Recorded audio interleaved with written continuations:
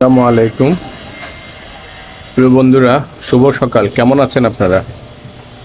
আমরা গত 4 দিন ঢাকায় ছিলাম না। এমন অবস্থা হয়েছে এই যে বারান্দায় গাছের পাতা ঝরে একদম পুরো বারান্দা ভরে গেছে। আমরা গতকালকে এসেছি, গতকালকে সন্ধ্যায় এসেছি। আমরা বলতে পারেন আমাদের পুরো ঘরই একদম এলোমেলো। কারণ হচ্ছে যে ওইভাবে আমরা 4-5 দিনে না থাকার কারণে আপনার ঘর একদম হয়ে আছে। আপনার ঘরের কোনা সব জায়গাতেই ধুলোবালি, ময়লা আবর্জনা পড়ে একদম হয়ে আছে। বারান্দায় এখানে আপনার এই যে পুঁই শাকের বীজ লাগিয়েছিলাম, তো পুঁই শাক মোটামুটি 2টা অনেকটা বড় হয়েছে, কিন্তু ওই যে 4-5 দিন না থাকায় প্রত্যেকটা গাছেরই আপনার প্রায় শুকিয়ে এসেছে। আমি যাওয়ার আগে পানি দিয়ে গিয়েছিলাম, কিন্তু 4 দিন পানি না দেওয়ার কারণে এই যে গাছের অবস্থা দেখা যাক। রুবি গাছ দিয়েছিল, ওর স্কুল থেকে নিয়ে আসছিল। এগুলোতে আপনার কুশি বের হচ্ছে, যে এখানে কুশি বের হয়েছে, এইটাতেও কুশি বের হয়েছে। প্রায় যতগুলো দিয়েছে প্রায় প্রতিটাতেই কুশি বের হয়েছে। এই যে,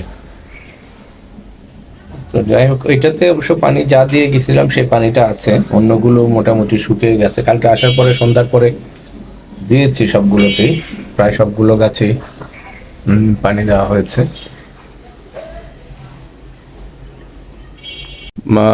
ঘর একদম এলোমেলো 4-5 দিন না থাকার কারণে যেটা হচ্ছে যে একদম ধুলোবালি, প্রায় প্রতিটা জায়গাতেই ধুলোবালি জমেছে। এগুলো পরিষ্কার করতে হবে, কারণ আজকে হয়তো সম্ভব না, কিন্তু বন্ধের দিনে আমি আর তমা মিলে এই যে আমার ঘরের আপনার ফ্লোরে প্রচুর ময়লা জমেছে। বইয়ের উপরেও ময়লা জমেছে, তাকগুলোতে ময়লা জমেছে।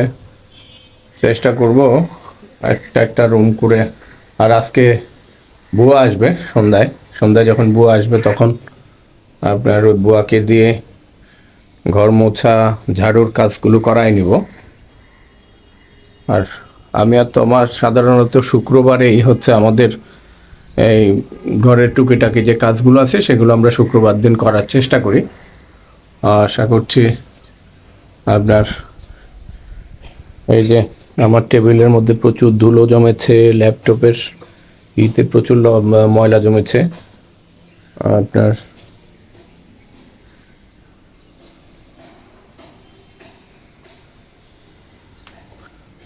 ওই যে ফটো ফ্রেমগুলো তো ময়লা জমেছে, আবার এই যে মুছতে হবে সবগুলোই। প্রায় 4-5 দিন না থাকার কারণে যেটা হচ্ছে ঘর একদম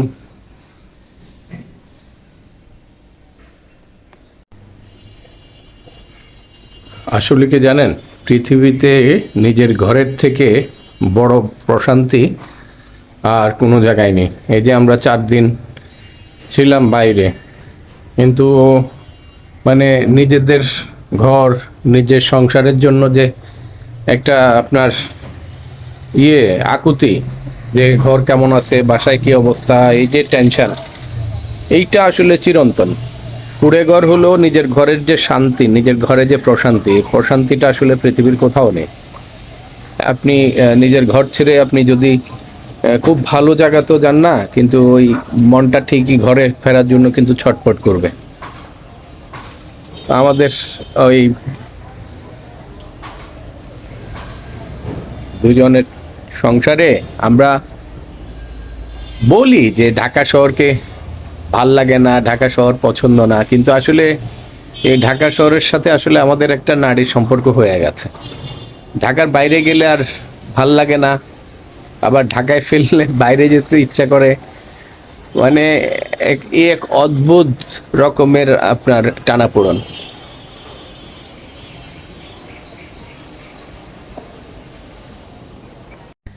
আপনার ঢাকায় ছিলাম না, কিন্তু অনেকগুলো ঘটনা ঘটে গেছে বাংলাদেশে। মনটা খারাপ।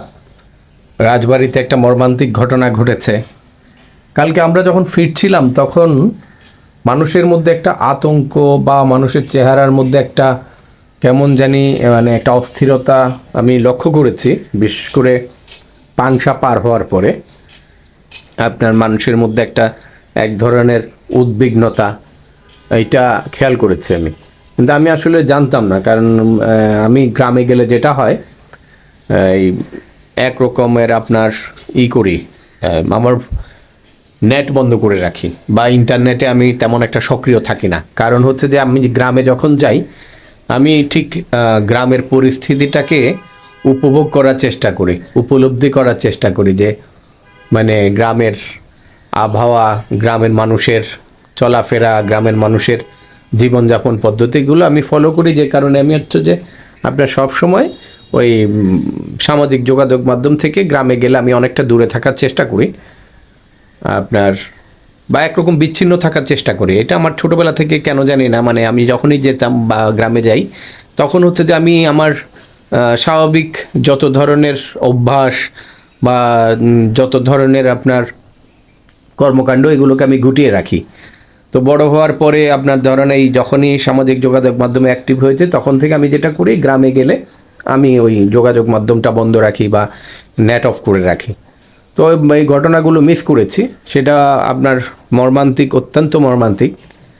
যে আপনার আপনার মতবাদে পার্থক্য থাকতে পারে, মতভেদে পার্থক্য থাকতে পারে, আপনি তার মতবাদ পছন্দ নাও করতে পারেন, কিন্তু একটা মানুষ যখন মরে যাবে বা একটা মানুষের যখন মৃত্যু হবে তখন সে তো সকল ধরনের বিচার আচারের ঊর্ধ্বে চলে যায়। আপনার এই কেমন বাংলাদেশ, যে বাংলাদেশে আপনার ধরেন মৃতদেহ কবর থেকে তুলে তাকে মেরে পিটিয়ে তারপরে হচ্ছে আপনার আগুনে পুড়িয়ে ফেলা হবে? এই বাংলাদেশ কি আমরা চেয়েছিলাম? কালকে রাত্রে যখন ঢাকায় ফিরে আমি সামাজিক যোগাযোগ মাধ্যমে যখন অ্যাক্টিভ হলাম তখন এই দৃশ্য দেখে আমার আসলে বাংলাদেশের উপর থেকে মনটা উঠে গেছে। কেন জানি না, সকাল থেকে ইচ্ছা করছে যে আবার চলে যাই দেশের বাইরে। অনেক আশা ভরসা নিয়ে তো এসেছিলাম, কিন্তু ওই আশা ভরসার ঘুরে বালি হলো।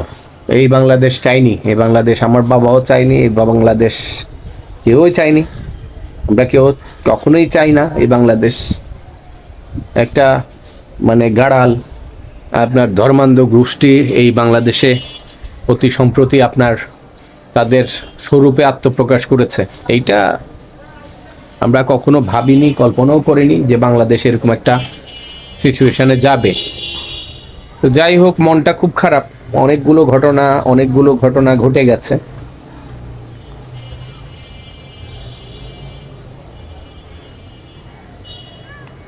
সকালে তমা উঠে রেডি হয়ে আমাকে এক কাপ চা করে দিয়ে তারপরে অফিসে চলে গেছে।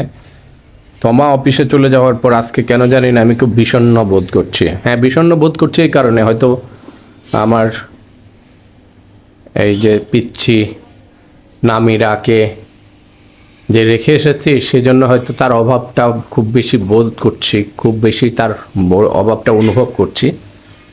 তো যে কারণে মনটা খারাপ, একা একা খুব অস্থির লাগছিল। তো ভাবলাম আপনাদের সাথে একটু কথা বলি, আপনাদের সাথে একটু আমার কষ্টগুলো একটু শেয়ার করি, যে এই বাংলাদেশ আসলেই কি চেয়েছিলাম আমরা। আমি বাইরে গেলে আমার এই স্টাডি রুমটা, আমার বইগুলোকে আমি খুব মিস করি। যখনই বাইরে যাই তখনই হচ্ছে যে আমার এইগুলোকে, আমার এই রুমটাকে আমি খুব মিস করি। এইটা আমার একটা অভ্যাসের মতন হয়ে গেছে, আমার এই রুম। সারাদিন এইটা সেটা করা, টুকিটাকি করা, কাজ করা, এইটা আমার একটা অভ্যাস বলতে পারেন। এটা আমার একটা অভ্যাসে পরিণত হয়েছে আমার এই ঘরটা। তা আমি কয়দিন আমার এই ঘরটাকে খুব ফিল করেছি। আমি সাধারণত বাইরে কোথাও ঘুরতে গেলে আমি সাথে বই নিয়ে যাই না, কারণ আমার বই পড়ার যে অভ্যাসটা এটা একটু অদ্ভুতই বলতে পারেন। ধরুন আমি যদি কোনো বই হাতে নেই, সেই বইটা যতক্ষণ না শেষ হবে ততক্ষণ পর্যন্ত আমি পুরো দুনিয়া ভুলে যাই। মানে তমা অনেক সময় অভিযোগ করে যে তুমি যখন পড়তে বসো বা তুমি যখন পড়া শুরু করো, তুমি যখন বই পড়তে বসো তখন তোমাকে না অন্য জগতের মানুষ মনে হয়। আমি আসলে তখন ওই বইয়ের ভেতরে এতটা মগ্ন হয়ে যাই, এতটা নিমগ্ন হয়ে যাই যে আশেপাশে কি ঘটছে বা কি হচ্ছে না হচ্ছে আমি সব কিছু ভুলে যাই। আমি ওই সময়টাতে আমি আমার মোবাইলটাকে আমি আমার বেডরুমে রেখে চলে আসি। ওই সময় আমি আসলে অন্য কোনো কিছুর মধ্যে আমি আসলে থাকতে চাই না। তো যে কারণে আমি ওই বাইরে যাওয়ার সময় কোনো বই টই নিয়ে যাই না। কারণ হচ্ছে যে আমার বই পড়ার ধরনটা একটু আলাদা। আমি একদম মগ্ন হয়ে বই পড়ি। তো যে কারণে আমি বাইরে কোথাও ঘুরতে গেলে কখনোই বই নিয়ে যাই না, কারণ আমি ওই বাইরে ঘোরার, সেখানকার দৃশ্য, মানুষের জীবনযাপন পদ্ধতি, জীবন ধারণ পদ্ধতি, মানুষের কথাবার্তা, চলাফেরা, এগুলোকে আমি খুব অনুভব করার চেষ্টা করি, খুব কাছ থেকে দেখি। তম মাঝে মাঝে বলে যে বাসায় পড়ার টেবিলে তুমি আর হচ্ছে যে পড়া ছাড়া অন্য তুমির মধ্যে কেন জানি না, মানে তোমাকে তখন ভিন গ্রহের মানুষ মনে হয়, মনে হয় যে তুমি বাস্তবে নেই, তুমি একটা অপার্থিব জগতে আছো, এরকম মনে হয়। আমি হাসি, কারণ আমার এইটা অভ্যাস, এটা আমার একটা অভ্যাসে পরিণত হয়েছে যে আপনার এই দেওয়ালটায় এই কাজগুলো আবার নিজ হাতে করা, আবার হচ্ছে আপনার এখানের এগুলো আমার নিজ হাতে করা, এগুলো আমার নিজ হাতে করা। তো ভাবছি আপনার আমাদের ওই গেস্ট রুমে এটা পুরোপুরি ফাঁকা, ভাবছি এই দেওয়ালের জন্য ওই সুপারি পাতার খুলে কিছু করব, কাজ করব, করে এই দেওয়ালটাতে দেবো। এই দেওয়ালটা ফাঁকা ফাঁকা লাগছে এখানে। এই আপনার এই দেওয়ালটাতে অবশ্য দুটো আছে, কিন্তু এই দেওয়ালও দেখি ছোটোগুলো একটু করে দেব, কারণ রুমটা একদম ফাঁকা ফাঁকা লাগছে, দেওয়ালটা ফাঁকা ফাঁকা লাগছে। এই দেওয়ালে আছে অবশ্য, এই দেওয়ালে কিছু শোপিস ফ্রেম দেওয়া আছে। এই যে শরতের আকাশ, পেঁজা তুলার মতন বৃষ্টি, আমার না শরতের আকাশ দেখতে খুব ভাল লাগে। নীল আকাশে আপনার হচ্ছে যে পেঁজা তুলোর মতো বৃষ্টি, ম্যাগের ভেলা, ভালো লাগে। আমার শরৎকাল এবং শীতকাল এই দুটো আমার খুব প্রিয় ঋতু, আমার প্রচণ্ড ভাল লাগে।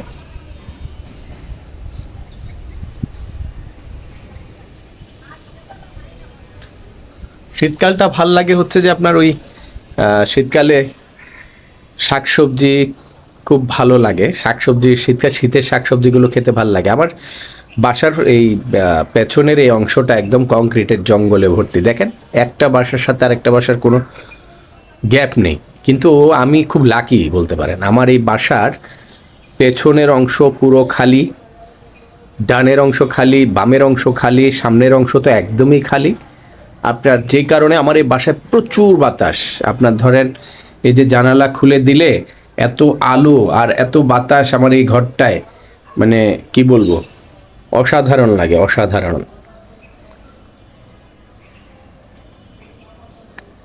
আমাদের বারান্দার এই সাইডটা আপনার চিন্তা করছি যে কয়টা পাখির বাসা এনে ঝুলিয়ে দেবো। এখানে বিকালবেলা এত পাখি আসে, আমি এই যে মাঝে মাঝে খাবার দিই, পানি দিই, পাখিরা এসে বসে সে পানিগুলো খায়।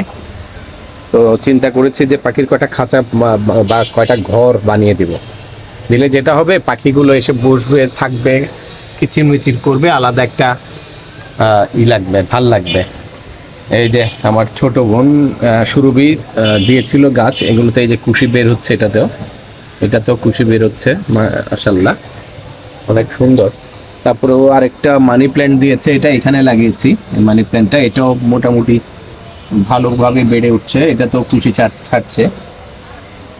এছাড়া এই যে বেলি ফুল বের হচ্ছে। আমার এই বেলি ফুল গাছটা যথেষ্ট ভালো ফুল হয় এবং খুব গন্ধ হয়, বেলি ফুলে প্রচুর গন্ধ হয়। তারপরে এইটাও দিয়েছে সুরভি, এই যে এটাতেও কুশি বের হয়েছে, এই গাছটাও সুরভির দেওয়া, এই গাছটাকেও লাগিয়েছে, এই গাছটাতেও কুশি বের হয়েছে, ভালোভাবে বেড়ে উঠছে। তো আপনারা কেমন ছিলেন, কেমন আছেন জানাবেন, আর প্লিজ আমার চ্যানেলটিকে আপনারা একটু সাবস্ক্রাইব করবেন। আমি চিন্তা করছি যে প্রতিনিয়তই আপনাদের সাথে আমার দৈনন্দিন কর্মকাণ্ড শেয়ার করব, আপনার বিভিন্ন রোগ বা বিভিন্ন টিপস নিয়ে আপনাদের সামনে হাজির হব। তো আপনাদের সকলে সহযোগিতা পেলে, আপনারা যদি আমার চ্যানেলটিকে সাবস্ক্রাইব করতে থাকেন, অনুপ্রেরণা পেলে আপনারা কমেন্ট করলে আমি অনুপ্রাণিত হব আর কি। তো এই ছিল আমার আজকের ভিডিও। আপনারা ভালো থাকবেন, সুস্থ থাকবেন এবং ভালো থাকবেন।